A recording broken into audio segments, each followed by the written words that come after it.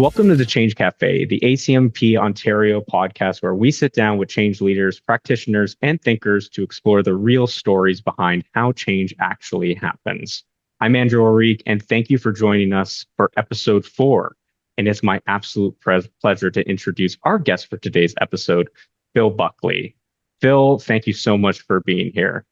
Phil Buckley is an award-winning author, speaker, coach, and senior change management professional with more than 25 years of experience helping leaders and teams navigate complex transformation. He has worked on over 32 large-scale change initiatives across Canada, the US, and the UK. Phil is the founder of Change with Confidence and the author of Change on the Run and Change with Confidence, where he shares practical guidance for leading change with clarity, resilience, and impact. Phil, welcome to the Change Cafe. Andrew, thank you so much for having me on. It's an honor to be here today. So you know how this goes. It's very, if you listen to any of these before, it's very standard. We kind of give the whole, we give away everything when it comes to what to expect with this podcast. So we're going to ask you a series of questions. I can't wait to dive into this. We were talking a little bit before we started the podcast, and I'm so excited to start reading a lot of your books. And I feel like I'm sure a lot of people are going to find incredible value in some of the thoughts and the experience that you've had with 25 years of experience I'm like, every time I hear how long people have stayed in change management, I'm like, my God, you must love pain and suffering. It's such hard work. In 25 years, man, they got to give you a medal for something like that. Thanks so much, Andrew. Yeah, it's so funny how time flies, but I don't think that the pain ever changes year 25 or year one. It's still as painful as you can imagine. Yeah, it's painful, and it's so addicting. You just want to get onto the next one as soon as one hits. It's the rose-colored glasses with change management always happens. You're suffering for 8 to 12 months, and just at the end of it, you're like, oh, I'm gonna miss everybody. I'm gonna miss all this. Yeah, I know. There's always the kickoff meeting, which is great and it's aspirational and things are going to be perfect. And then, reality sets in and then you go, okay, I remember how this works. It's very variable, but Oh, the thrill is always there. it is, honestly. It is the most addicting thing. And so like I said, we were going to go through a series of questions to really just get to know you a little bit better. So we'll start with, I think we've got 5 questions for you, and then we've got our favorite segment, which is the lightning round, where we kind of to get away from change management just a little bit, and we kind of just talk to you about kind of your experience and some things and some advice that you'd like to share with some of our listeners. So let's dive right in if you're ready. Let's do it. Awesome. So the obvious question that we ask is, how did you get started in change management in the first place? Well, I think like most people that I've talked to in our profession, I fell into it based on a business need. And I was working for Cadbury Chocolate, great organization. And I came in for a sales performance manager, which is essentially organizational effectiveness just for the sales function. And I'd been in about 4 or 5 months and a merger was announced, as most of them are due, that they weren't anticipated at all. And it was the first one of the organization.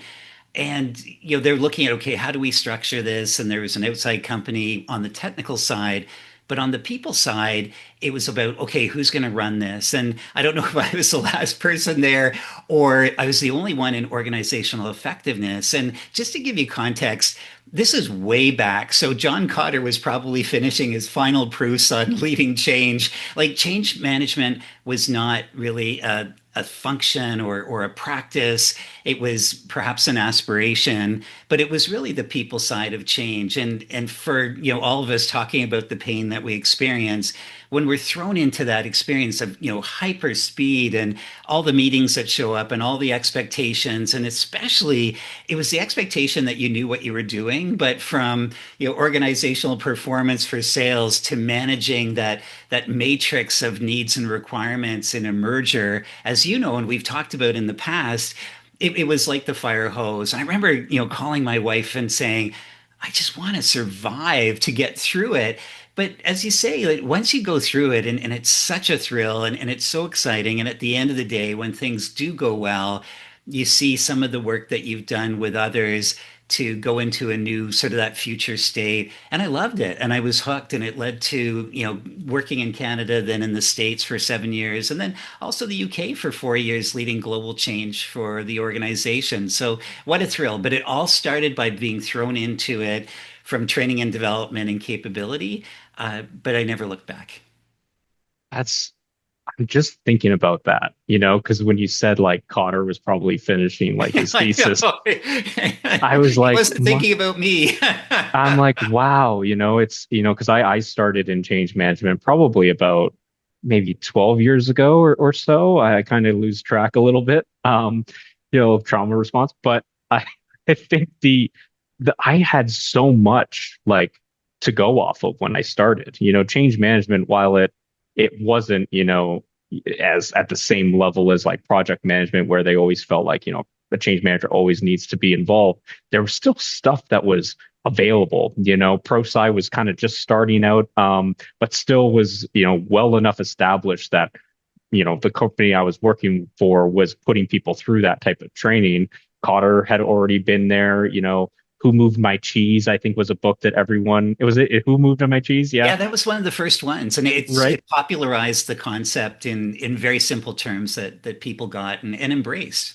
Yeah, yeah. So I mean, I had so much to like go off of to get started, and for you, I could imagine it was just like how did you even know how to start when in a merger and acquisition? Like that's probably one of the most complex changes we have on our docket. Absolutely. And the cultures were very different. One was process oriented, and the other one was, throw it against the wall and see if it sticks. It was all entrepreneurial. So the Mm, cultures were very different. The decision making was very different. The management was very different. And I think at the beginning, you just wing it and go with your instincts when you see the gaps and how can you bring it forward. But there was no time to learn as well. And I think a lot of the listeners might have empathy for this too, that you're going at such a fast pace. And I did buy, Linda Ackerman's book and, the roadmap, Change Leaders Roadmap, and she had some work in there, but I had no time to read it. And it was like, oh, what do I do? Because you're constantly creating outputs to give the confidence that we're progressing in the right way. And though I think with experience, as you start getting into it, the cultures better, the players and what they have room for and what they don't have room for. You really do start seeing some progression happening. And when you do, it sort of fuels you forward. So you're almost, jumping off of those positive points and trying to do more of mm, the same and avoid some of the really big mistakes at the beginning. And again, whenever what I find is whenever you assume anything in our practice, you're in trouble. And the assumption that things are going well or that leaders are aligned and all those things that we deal with, the systems will connect and bolt on. I think that's when we struggle. So, but at the very end, I think you can take the lessons learned, and especially the ones that don't do this because it tends not to work, or you're not aligning with people's expectations. yeah, I love that concept. And as you're talking about it, I'm like, maybe it was better to not have the frameworks there because you almost like have no choice but to approach it, with an open mind. I do find that while the frameworks are super helpful, it can sometimes be limiting in, what we choose to see or to do. And, maybe sometimes like thinking about it, it's like, what if we didn't have, you Yeah, know, any of this? I How would think we approach this as a human being? Is maybe a good starting point for us. See, I knew we were going to get into, this is great. we were going to, I knew this is going to be a long one. Oh, this is The gonna be reason- great. And don't fall in love with our models. Yeah, when there's no models, you have no models to fall in love with. And I think that it models are tremendous in so many ways as scaffolding as we know, but they're also crutches and they're limiting beliefs too. And I think at that time, and it's such an interesting insight, Andrew, when you have no models, you're just going off of raw data. The leader is not happy, people are not aligning, and even things like, they're not adopting the new roles that you hope that they will in the new organization, and why aren't they? And I think once you once you start focusing on the data that you're getting and not the lens through which you're looking at it, which could be any of the great models that we have, pro side, they're all great, but there's also a shadow side that has nothing to do with the model. It's the way we look at it. And I think Mhm. then we have blinders on. And I think that's when we're not doing a great service to the organization. And I think too, we might have that danger of repeating ourselves with past successes that no longer apply contextually to the new Absolutely. change. But this is everybody's challenge, and it continues to be mine as well. And I think it's just a fascinating concept. What would life be like if we approached every initiative that we have as something completely new? Uh, Yeah. you never know if we'll get to new places too if we took that perspective or mindset.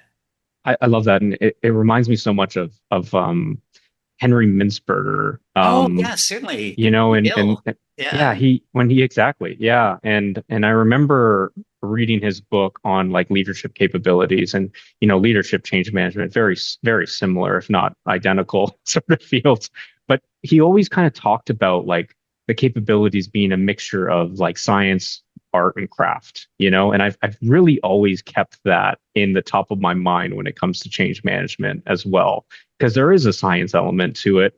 And and there is a craft, the element of like what your experience has told you works and what doesn't, and but then there's the art to it, and that's like the people that are involved in the systems, and how are you trying to like you know orchestrate them all together in a way that's going to move them along this journey all at the same time. It's like it's an element of all of it, and I feel like whenever we lean on one over the other, you're going to get into trouble with something as complex as change management. Well That's always said. stuck with me. Absolutely. Yeah, yeah.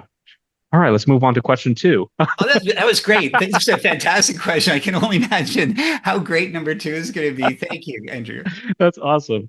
So the next one is, what's one moment that challenged you the most, and what did you learn from it? As we're talking about lessons learned.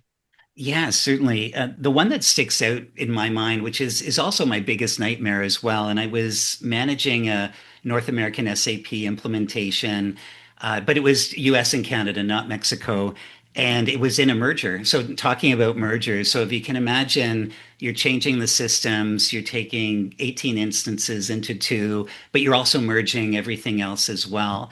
And there was an added pressure that the investment community thought the organization paid too much. So the mandate was to grow in year one of the merger, which almost never happened. So the pressure was great, and it was really complex in the way that US was going first, but then our upper North American team, half of them would actually go to Canada right at go live. So you lost half of your team because now you're moving on to the next sort of country to bolt on to get into it. But the work wasn't the biggest challenge. It was the environment of the project, and the culture was great as an organization, but the project was really brutal, militaristic in a way that they called it, trust but verify, but there was no trust. It was combative, it was competitive, and it was led by the leaders that were running it. They just thought in their world that this was the way to get the most advantage and sort of utility out of the whole initiative. So you can imagine a group of people coming in that didn't have that culture as well, and then slowly learning that the ways of working are very different. And again, with the power hierarchies that you have, the leaders are actually guiding you into an area that would be more about survival versus collaboration. And just to give you a quick example, when we had our weekly committee, our steering committee, when we had our weekly steering committee meetings, we call them painful Thursday meetings, where every Thursday you'd get together, and of the 8 different work streams, and I was leading the change work stream, one work stream would be grilled, but you didn't know who would be grilled that week. So you can just imagine it's sort of the survival of the fittest. So you'd come in wondering whether you were going to be grilled, and it was just brutal. What about this? What about this? What about this? What about this? And everybody else would watch. And the next week, if it wasn't your turn, then next week it could be your turn. And once you knew that they were going to go after one work stream, uh, you'd almost relax, right? Because you go, I'm this week, I'm not. I think it's such an interesting change challenge when you enter an environment that's very different than your own, and but you have to be a creature of your environment. And just the last point on the environment, it came to one Thursday, and it was going to be the technology group that was going to be grilled. And this mild-mannered leader, she stood up and said, "Don't pick on me, pick on him," which was another drag. But wouldn't you know it, in this culture, they kind of moved their guns over and just blasted the new guy. And I learned so much about that. And I think that was the big challenge. How do you perform in an environment that you don't do well in, yet you're not well skilled in? It can be compromising to your values. But my lesson, Andrew, was that's reality. And I think what I tried to do is almost I'm better than that. I'm going to show you I don't have to exist in this environment. I'm going to be static. And it was a huge disadvantage to the work stream, to me, because I didn't acknowledge that when we come into change, this is the environment we have, and that you really do have to go where people are before you can change them, as we all know, listening to here. But it was my rigidity to my environment, and I vowed, never ever let that go again. And then also the second lesson was that it's so easy to be judgmental, and it's just so easy to be righteous and say, how dare they, this command and control. I was wasting so much time with anger and fear and, and contempt.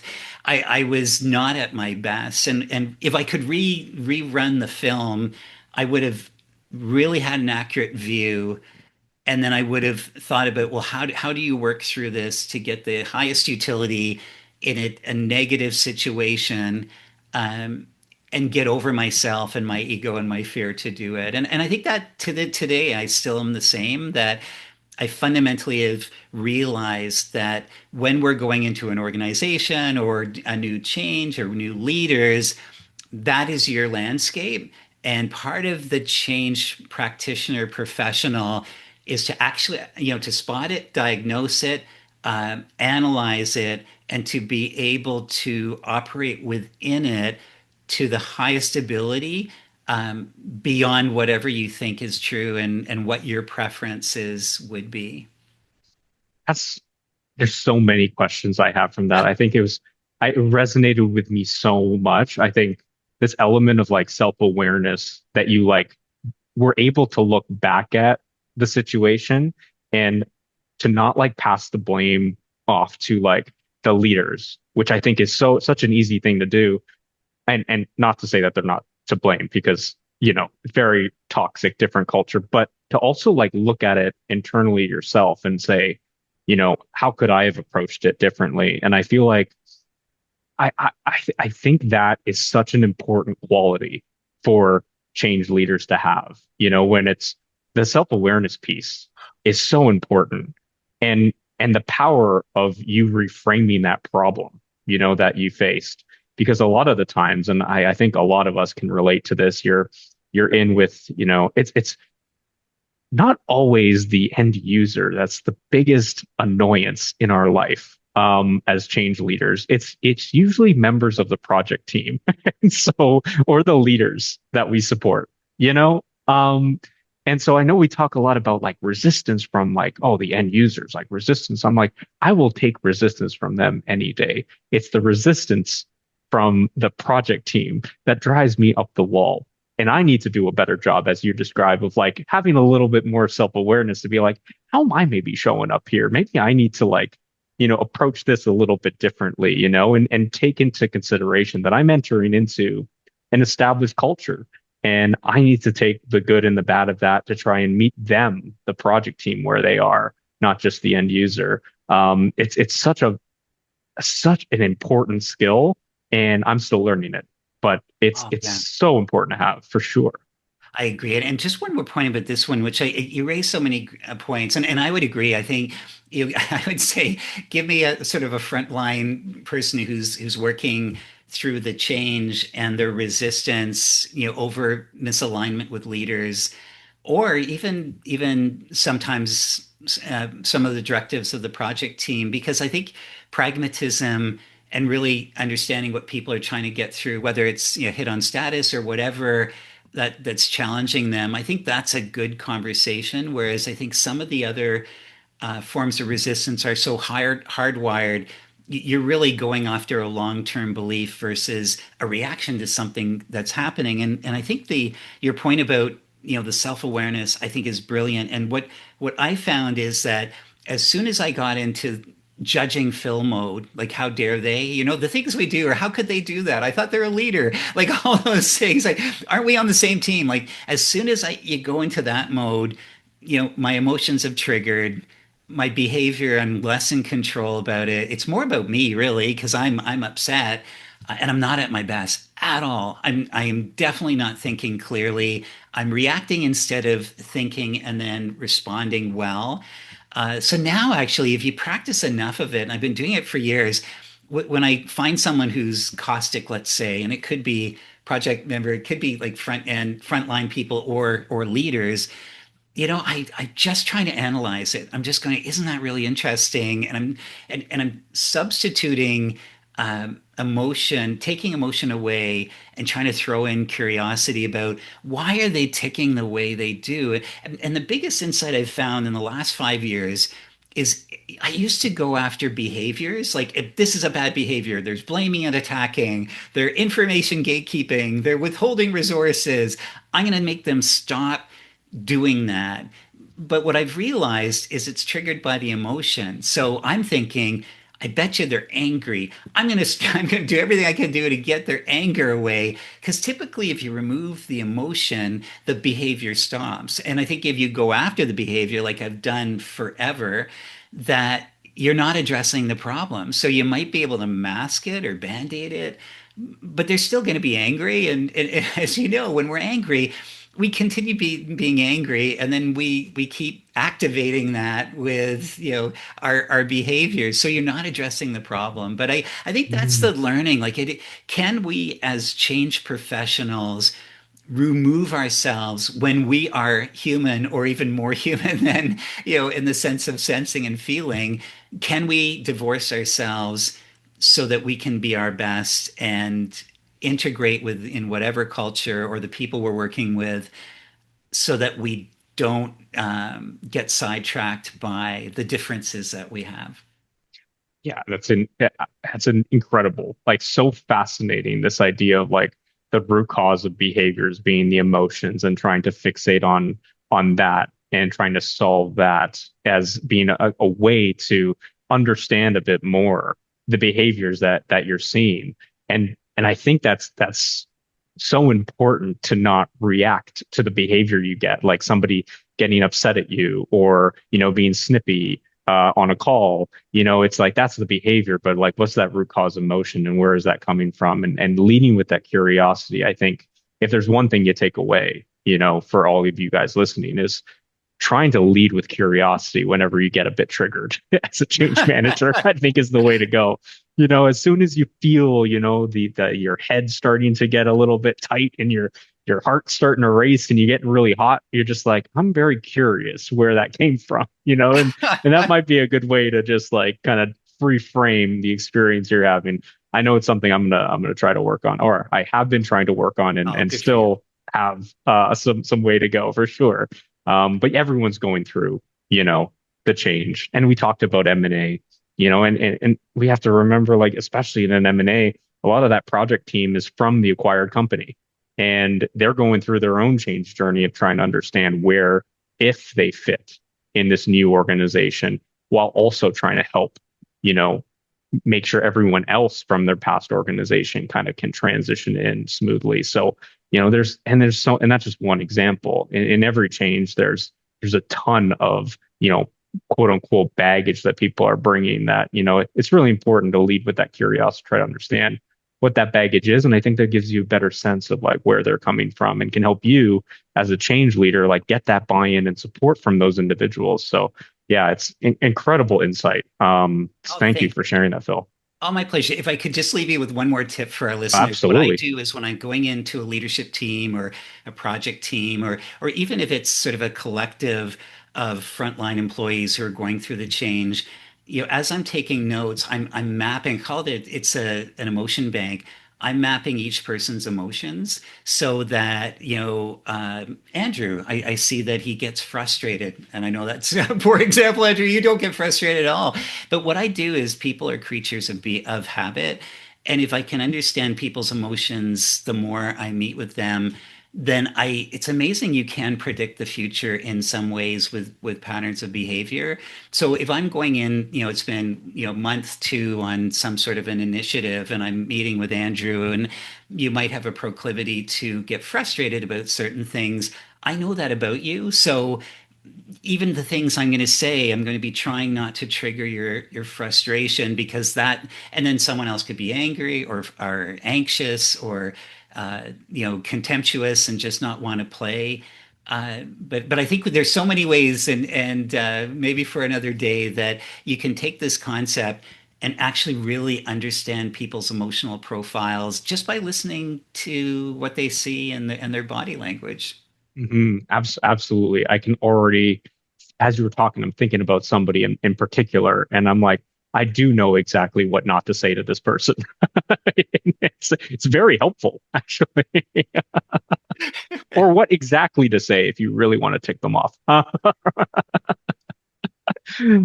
So the next question, and feeds in, I think, really well, is just around, what was a big aha moment for you that really shaped how you lead change today? Yeah, I would say that the biggest one for me, and I think as we develop our capabilities and our experience throughout different change initiatives, and we move on, and then it's from the first one, it's 5 years down the road. I think as we see that our capability is improving, we lean on it more. And an example would be building a change plan or doing a communication plan or whatever, risk assessment. We've done it so many times, we're quite confident in our abilities to do it, which again is a double sword, I think, for me. And what I found myself as I kept doing more and more is I was relying more on my past experience to create something than the group that was actually going to be participating in the change. So I would be, with a small group creating the change plan, classic error that we can make without the inputs of the people that are changing. So I wasn't co-creating. And again, I was asking for input and selectively using it if I can be really honest with what I was doing, but it was really validating what I, in my mind, knew to be true. And this is the best plan in the world. And I would say the best plan in the world is that one that people will embrace and take on as their own. It's not the technical one that I was trying to create. So if you can imagine, I would be presenting the change plan. And again, the inner team was working on it, but a lot of it was in a dark room. When you look at it, it's, mushrooms are growing and you're just creating this genius plan. And it was in the UK and it was a restructure, like an organizational restructure. And it was moving from sort of a classic country model so that Canada's by itself, they own the P&L, US, Brazil, to a product one. So really it's going to be run by a product nature. And then, really the countries will just be executing. And I'd done this with this brilliant guy who's a friend now, who's the head of strategy. And it was the best plan you've ever seen in your life, Andrew. You would have loved it. It was so amazing. You know how I know it was amazing? Because when I presented to the leadership team, one of the leaders who had just come on the leadership team, he said, Phil, I don't get it. And I knew I was doomed because how could anyone get it? Because it was just in the minds of two people creating something that they kept thinking was great and kept moving forward. So now, and it was the bulletproof plan is the one that will fail. So my biggest learning, my biggest aha is the only way to do effective change, in my view now, is a full co-created model. You're more the facilitator than the designer. And again, but I love designing. I'm a great designer. Yeah, and it's a great way to fail if you do. But it's really, and we know that ownership, commitment, engagement, participation, when people see their work and they take it on as their own, but when the pressure's on and you don't have a lot of time to do things, defaulting to what you think you know best, again, technically great plan. Nobody liked it, and it was a brutal failure. And it took a long time to redo a plan that really reflected the change from the perspective of the people who are participating in it. I don't know, have you found that as well? It's just such a toggling of knowledge and open open appreciation for the people who are really changing. Yeah, I mean, 100%. I've had this like aha moment in a very, uncomfortable sort of like awkward situation. And as you were describing this, I feel like any change manager who's, worked on any type of agile project is probably in that same boat where, you try to share with them a concept of a change impact assessment or a change plan, and they're just like, yeah, we're not doing that. And so I think one of the learnings that I've had to come through, and I did take this course, which really helped open my mind to just make me think a little bit differently and how we can get that same information in a way that's a little bit more can more adapt to the individuals and the teams that you're working with. Some are very structured; they love the plan, and you've worked for you collectively have worked with folks who want to see that structure. And yeah, we can definitely do that, and that fits in very nicely with a lot of the assets we have already. But sometimes you're dealing with a very agile group, and they're using whiteboards only. And how do you create an impact assessment on a whiteboard if you've never done it before? And sometimes people just want a little bit of both. And so trying to be agile yourself and how you do it, and gathering feedback and not being so rigid in how you've done things in the past is much easier said than done. But I will say, having done it, I will say that you end up expanding your knowledge base a bit, and you get a little bit outside and you become a little bit more open-minded to be like, I never thought about adding things like perception in my impact assessment, or maybe, trying to gather feedback through an impact assessment outside of an Excel spreadsheet, which is mind-numbing and boring. You're like, wow, there's different ways to do this. And in a lot of the cases, like you said, shifting my role from like having to do everything, not being the subject matter expert, to then shifting it more to be like, I'm going to facilitate this discovery session of trying to understand what the impacts are. And it actually turned out to be in my benefit because I'm not trying to figure out a super detailed process that I've never done before. And so there is benefits to it if you're open-minded enough to give it a shot. Speaking from somebody who was very uncomfortable to give it a shot at the beginning.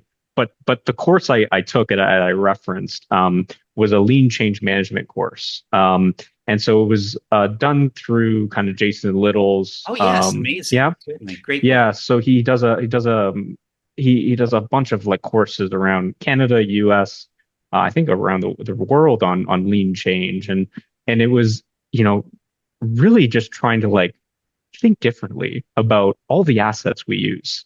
And it was fascinating. And I have used a lot of their assets in the work that I do.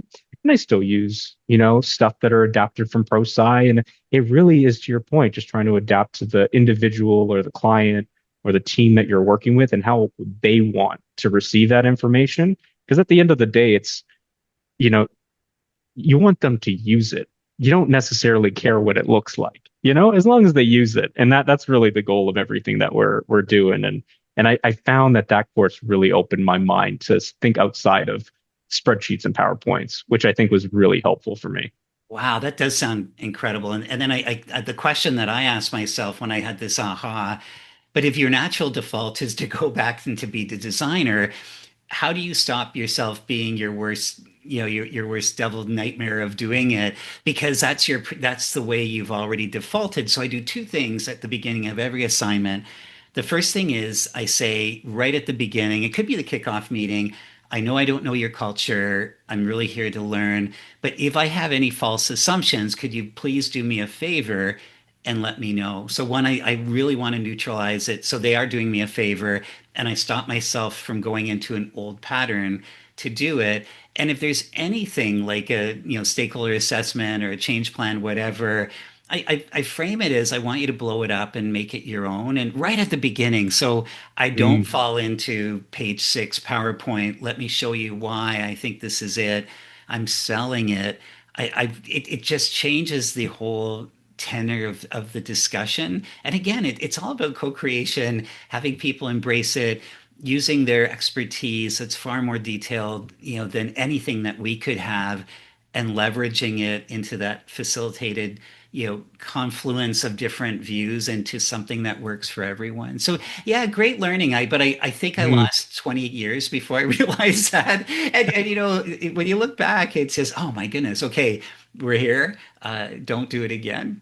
Yeah, I had the benefit of, this Jason Little like lean change being a very new sort of concept. And don't get me wrong, I switch back and forth between like from structured to like unstructured to back to structured all in one engagement. So a lot of the times people don't even know what they want and you just have to hit them with stuff, to get a reaction. And then eventually you get to a place where it's like, okay, I like that format. That one really resonated with me. So there's honestly test and learn through it. I feel like that's a theme of this conversation is that it's not just to the end user, it's everyone that's supporting the change in the background that is also going through a bit of a change journey themselves. And I love your point, just as an aside about sometimes when people just don't know, you have to flip back to structure. You have to, okay, great. Well, I'm going to Mhm. guide you through because you've just communicated you can't do it yourself. And sometimes throwing them into an edit mode versus a creator mode is the only thing that they have room for, and Mhm. they'll do it really well. So I agree. You have to be that flexible.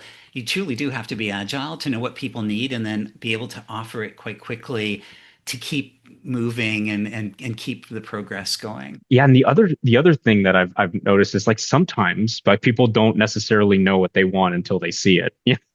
And that's so there's a lot of times where and even myself too, as I'm going through and I'm like making these edits, I'm like, oh, you know what? Maybe we want to do it this way or show it this different way. And you do that and you're like, oh, that really works. I feel like this is actually gonna resonate. But sometimes it's just giving them something to react to that'll get you going into the right direction. And you always learn something as a result of that. But thank you to Jason Little and his Oh, team yes. Thank you. He's a tremendous for speaker. helping me. Yeah, think differently about like it doesn't need to be PowerPoint, doesn't always need to be Excel, even though I love both of those two things to death. Um, all right. So the next question we've got is, what's the one message you hope our audience takes away from this conversation? I would say that for me, it's about growth. And we talk a lot about growth in our skills as change practitioners, our clients that we serve either internally or coming in as externals to help them out. And just looking if we could just focus more on our ability to grow and be the best that we can be. And it would just be and it is connected to our last conversation of trying to be right and leveraging our skills. And when I look back at it, it is really the mistakes are where we have the greatest self-awareness, where we have to stop, pause, reconsider the information inputs that we have, and then come up with new conclusions that will help us hopefully differently in the future. So really, growth is by making mistakes, and I think from my observations of me and some others too, there's such a pressure on change managers to know all the answers, right? They're looking at you just like with the whiteboard. Okay, you take me home because you're the change person up with the marker. And I think that's a dangerous place to be because it encourages us to lean on uh, models more heavily than they were intended to when they were designed as a guidance framework, not as a solution. So what I would say that, the one message I would say is that if we're not making any mistakes, and been in periods like this too, we're probably not as curious as we should be, or pushing the envelope, or taking risks. Even if they're good risks, we're playing it safe. And if you've ever seen a change project that has been played safely, right? Everybody, and even you're doing a post analysis or you hear about it, the change really doesn't hold. Like it doesn't hold, it doesn't embed to the degree it needs to because you haven't had the tough conversations. You haven't addressed sort of, I would say, that sabotage resistance.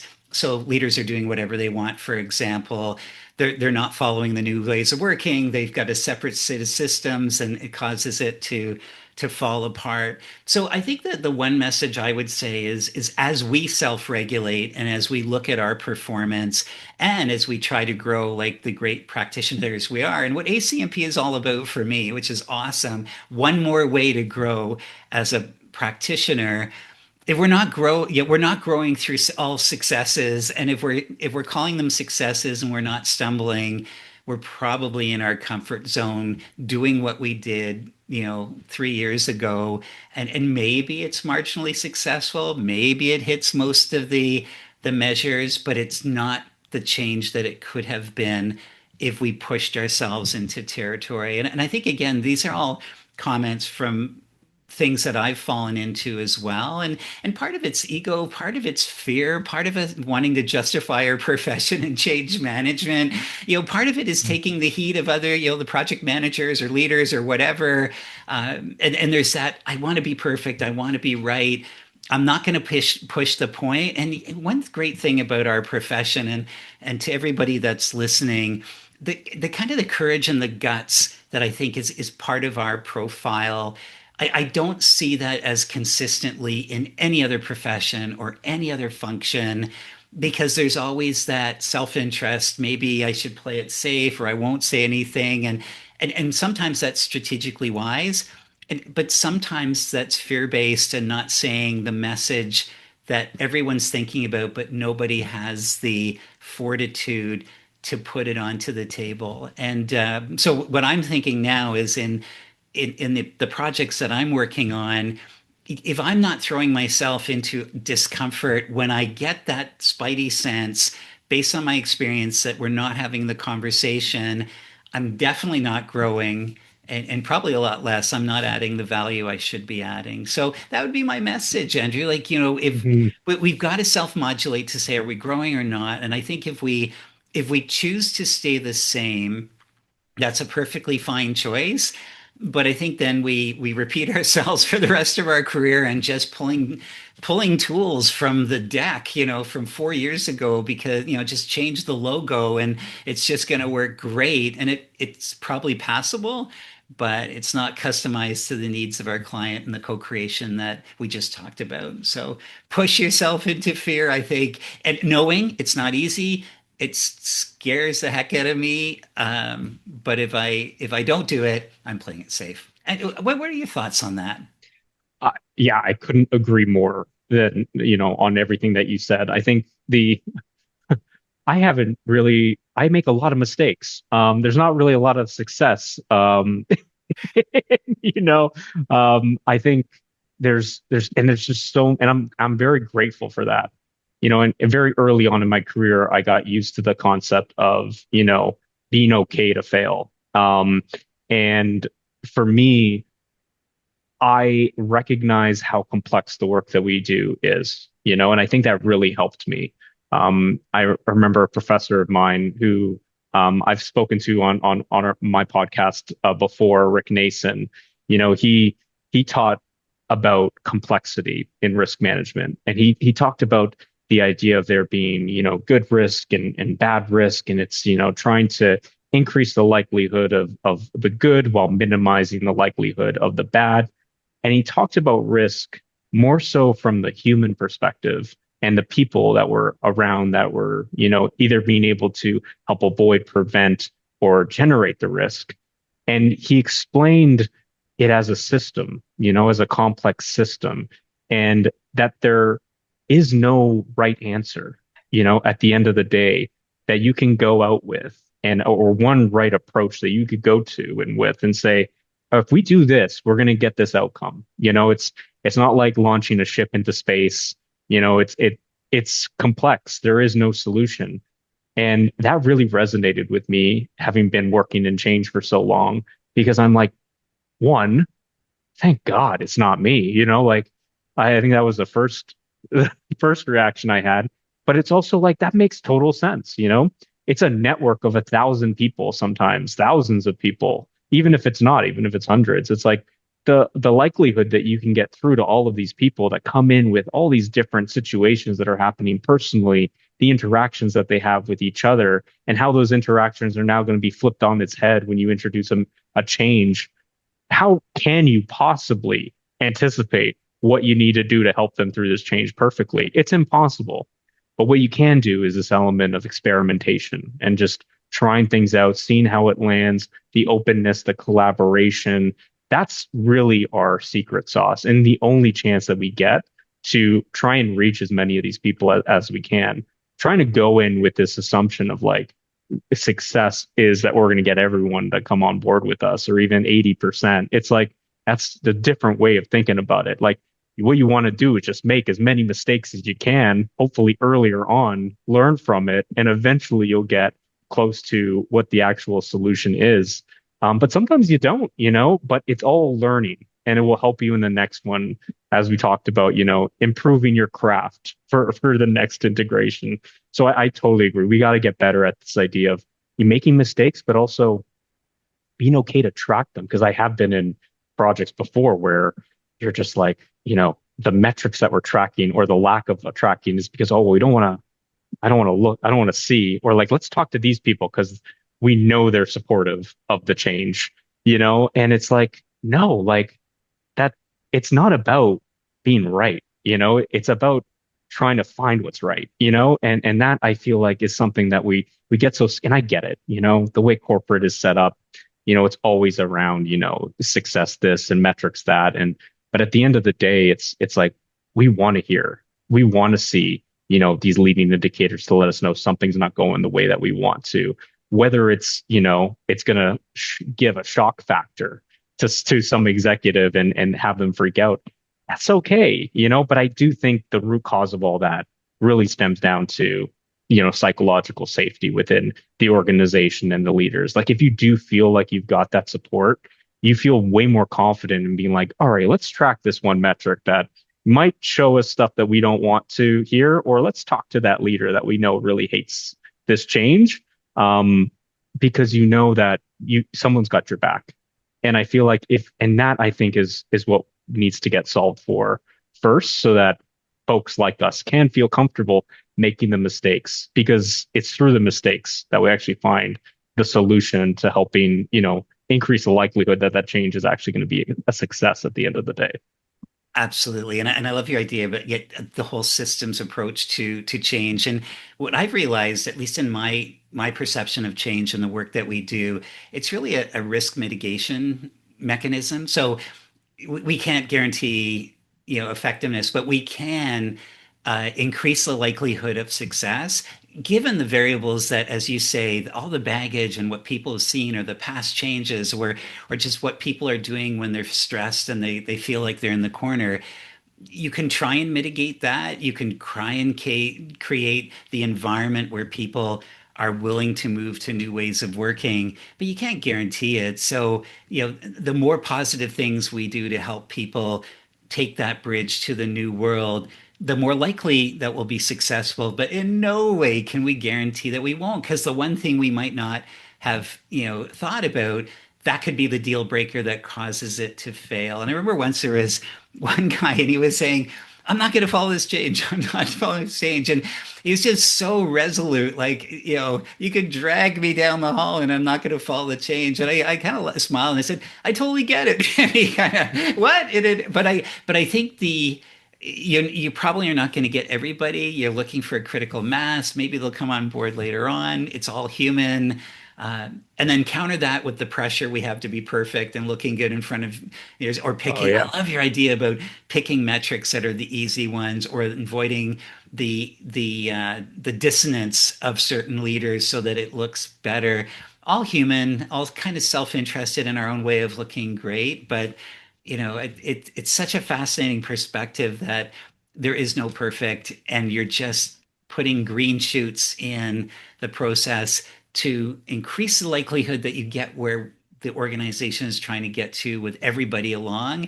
Um, but it's not going to be perfect. That is for sure. Exactly, exactly. And I think, a lot of change managers try to like measure themselves around, the success of the change, and were we able to get everyone to come on board? And I feel like that's so hard to do, and impossible. I think in the end of the day, got to measure your resilience, at having to change your approach constantly.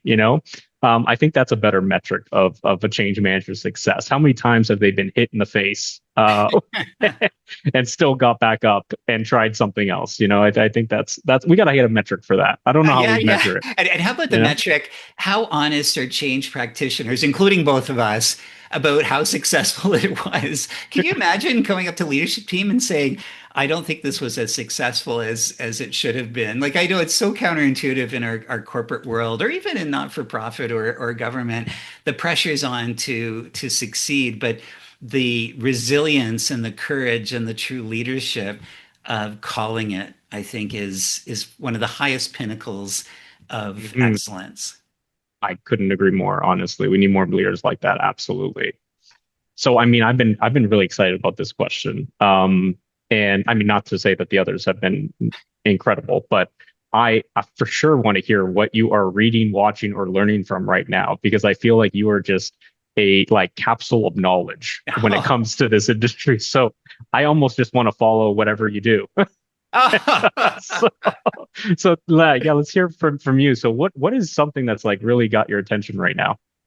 Yeah, I'm really loving Linda Ackerman's podcast. It's a blast. You know, Ask Dr. Change. And what I like so much about it is someone, of the highest standards of change management, kind of I think with just giving back and sort of blending kind of her experience as we talked about, but it's really about gaining other people's perspective on change. So that's what I'm is my go-to one. I love it.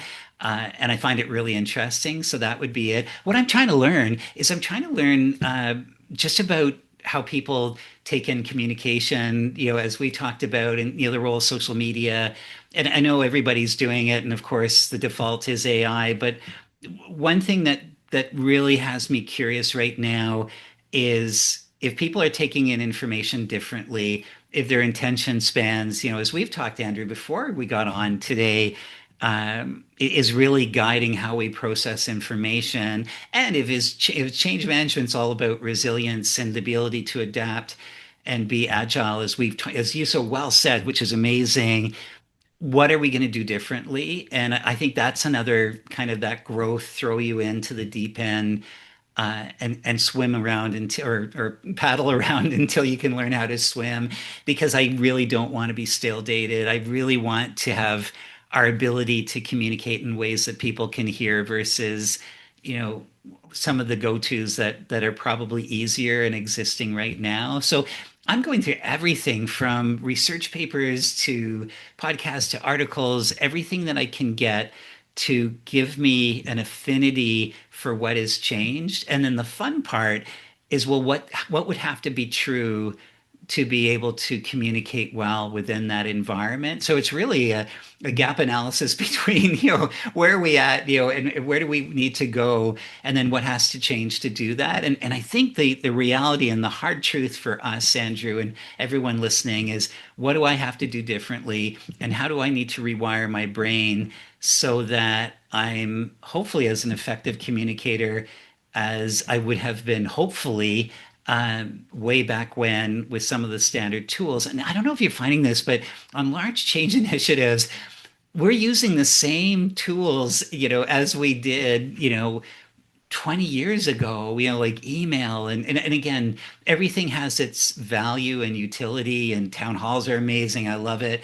But I think when we stop to the ones that are, when we stop and only use things of the past, when things have changed so dramatically, we can only expect poorer results than we might have had in the past. So that's what I'm doing, and it's just taking up tons of wonderful time to really trying to rewire me based on my needs assessment of communication now. I love that. And it's constantly something I'm asking myself every single day. Because to your point, and then as we were kind of talking about, it's like I'm sure the approach to communication that you saw when you first started is very similar to what it is today. Maybe with a few added, nuances, but the core is still there, email, town halls. And when we think about like how much has progressed in terms of how people consume information today. Not to mention the fact that there is so much of it, which limits our capacity just in general. But and none of that has adapted really. Some people are trying innovative ways to do things, but I still think there's so much room for improvement there, and we have to be prepared to think differently on how we're communicating. Because at the end of the day, our employees, they don't live in a bubble, right? They consume information through social media, through like 10-second video clips, and then they come to work and have to read like a 750 word email. Like, who's going to do that? Like, it's just, we're not trained that way anymore. But there's so much room for improvement in that perspective. And, it's definitely on, I hope, the precipice of like changing significantly because I don't like writing newsletters either. So, like, Neither do I. And yeah, I don't even read the newsletters that I write myself. yeah, same. So, Yeah, but or like but somebody I sends it wonder to who me. does. And isn't Yeah, that interesting? And I think part of why it doesn't change is the speed of change and go, go, go. We've got to hit the milestones and whatever. And that's where fortitude of our practice and of our profession. Yeah, I still see it. It's amazing. And again, talking, if we could go back to a theme that you brought about measurement, that whenever I find the communication isn't working well in an organization, I said, well, how do you know that the communication is getting across? And the measure is we sent something. So it's really one, like, nobody, or no, I can't say nobody, but many who are struggling with communication effectiveness do not measure whether the signal has been taken in as intended. They're mapping activities and knocking them off. We sent 10 emails versus 40% of the population could articulate the vision of change based after it had been articulated by the CEO or president. And I think those are the hard metrics. Like, it's benefit, it's outcome, it's intention.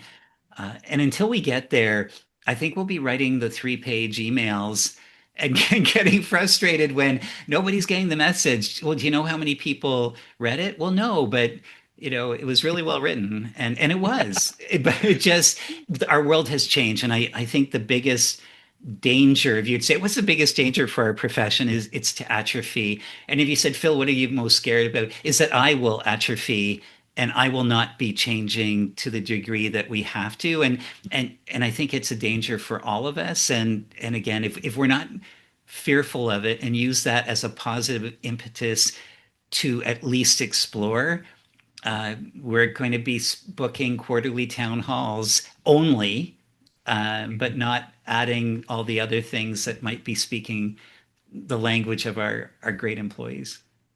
absolutely. We run the risk of being the blockbuster in an era of Oh my Netflix. So still trying to put that VHS into the device, and it's still great. The tape I is love cut. rewinding. I love to rewind. It's makes me feel accomplished. No, honestly, it's great. I can't wait to hear more about all the findings that you get, and sign me up. I am right there to try to innovate however we can and get away from some of those traditional channels. Absolutely. So now for the fun part of well, not that this has not been fun, but this is the more quick lightning round questions that we ask everybody. So I'm really excited to hear kind of your answers to these ones. So we'll dive right in. So 5 questions. First one is, what is one habit that contributes to your success? Perseverance, absolutely. Stick to itness. Don't give up, even though you think you should. It's the only way to push past and get the results you need. I love that. What would you tell your 13-year-old self? Wow. I would say, what I would say is, without priorities, you take on everyone else's priorities to your detriment. If you don't know what's important and act accordingly, you tend to please everybody else, but not move forward in the way that you hope you would. That's a lifelong struggle I with was gonna me. say, I was like, I'm just fighting I it, wish and I'm people glad you pleaser. told my 37-year-old self this. That's great. What is the greatest advice you've ever received? What I would say is it's kind of connected, but what I would say is bet on yourself, especially when you have few chips to bet, because so often I think when we're caught, we look externally for the solutions, but self-awareness, pulling from within, it will get you further than anything else externally. So again, always bet on yourself, especially when you're at the most vulnerable. With that, what is a business or change resource that you would recommend to the listeners? Yeah, this is an interesting one. It's a book I just finished reading, and I bumped into it by happenstance.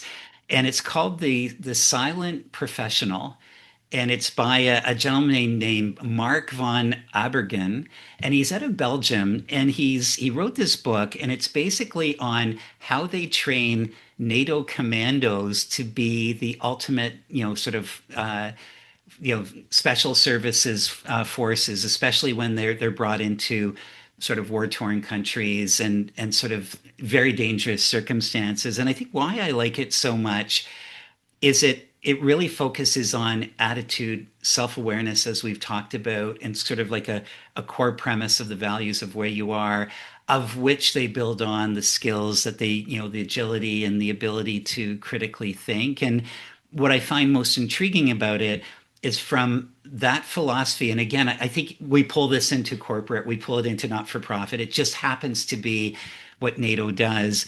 But I think without the core and the foundation, you probably won't grow anything to its ultimate without that. So, first 2 years are on attitude, collaboration, and self-awareness. And I was so intrigued by that because I think we have our defaults to capabilities, leadership, accountability, our ability to network or to negotiate. But that's when I'd say it's one of the first resources that just made me stop and think in a very different way. So that's would definitely be my recommendation. Amazing. I'm gonna have to put that on the list. Yeah, it's so cool. It's We so did talk different. about the fact that I can't add any more books to my list, but I Yeah, will that's make an right. exception. I know. I will make an exception. Every time I do this, I got to stop asking people this question because I feel like I keep adding books, and it's called Yeah, the silent professional. the silent And the professional. thing We is, it's the reverse of in a noisy world, the silent professional is so um, connected and confident and capable that they don't have to rely on noise and, unnecessary aggression or whatever oh, I love that. because the core is there. And what I find most fascinating about it, which he didn't mention, but I think that's the core of resilience, that whatever happens, you'll be able to navigate it, of course, Mhm. pick yourself up and move forward. But it's a mindset. He talks about a lot about the mindset of it. So regardless, you're still staying with your active prefrontal cortex. You're not, triggering your stress response. You're leveraging your skills to the best ability in hyper unknown situations. And I think that applies to corporate, government, not for profit. But how do you build that capability so that you can be your best under any circumstances? And then I would say the metaphor is the NATO commando piece. And in no way is it propagating aggression, but it is propagating intervention within what they have to do. So it just fascinating. It just made me Yeah, think and say, how can I leverage this? yeah. If it works for them, I feel like it can work for Oh, I us. know, I Yeah, know, I know. everything we do is a bit of I'm a in. battle, I'm totally in. so I think it applies. We're fighting every day. Um, And then lastly, what are you working on right now, and what is the best way to reach you for the people that are listening? Thank you, Andrew. And first, I've so enjoyed our conversation. But what I'm working on is my next book that's launching on October 15th, and it's called When People Throw Wrenches, and it's navigating the emotions, politics, and power plays of high stakes change. So really, it helps people, change leaders like ourselves, to spot and to respond to those self-interested, beliefs and behaviors that we find when people are threatened in change and they do untoward things that derail our changes. So that's happening up. So just getting ready to do the audiobook and get ready to launch it in a couple of months. So thank you for asking. It's been a great journey. That's amazing to hear. And this is your third book Yes, that would be yeah. coming out. Incredible. So, congratulations. And as we kind of talked about, I can't wait to dive into the books. And for those who are listening, just a reminder, change on the run, change with confidence. Go check it out. I'm sure an incredible kind of summary of all the experiences that you have. And I can't wait to dive right in to those. Thank That you, is top Andrew. of my list. Oh, you I honor me, bumped which is out great. I bumped out Lord of the Rings, Return of the King for your books. So just so you I know. am honored. I want to thank you. How to contact me? LinkedIn. I just love it. I think it's just amazing platform to share ideas. So Phil Buckley, I love to connect, which would be awesome. Awesome. We'll put all of that in the description below so that's easy to find. Phil, I wanted to say thank you so much for taking the time to join us. I've had such an incredible time chatting with you today. This episode or this whole podcast around Change Cafe was really just started with this idea of trying to reach out to members of the community and trying to just hear their story around what got them into the field and more importantly, what keeps us into this field of change. And so I'm sure and I know that this has resonated with so many of the folks within the ACMP Ontario community and beyond. So thank you so much for sharing your story, your perspective, and your just entire journey so openly with us. I had such an incredible time. So thank you again for being here. And to our listeners, thank you for joining us for this episode of Change Cafe. If you enjoyed this conversation, be sure to subscribe, share it with a colleague, and follow ACMP Ontario on LinkedIn for updates on future episodes and events. If you are coming by ACMP or Change Toronto, which is finally in our area, you may see a familiar face there giving a bit of a talk. Quote unquote Phil Buckley. I think you're going to be speaking at that event. Am I right? I am. I can't wait. We're going to have a great conversation. I can't wait to meet you in person and to meet all of you guys who are going to be showing up. And so once again, I'm Andrew Ourique, and this has been another episode of the Change Cafe. Until next time, keep that conversation going.